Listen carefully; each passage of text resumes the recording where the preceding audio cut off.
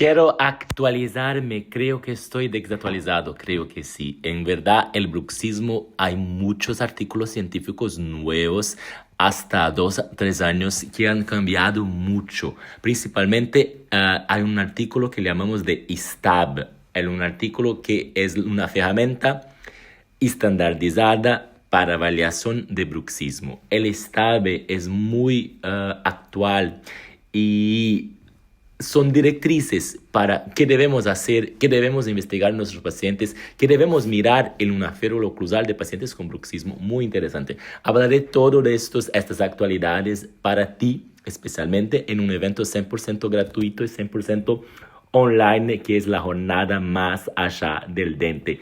Entrenamiento práctico en bruxismo de TM y férulas oclusales. Estoy contigo.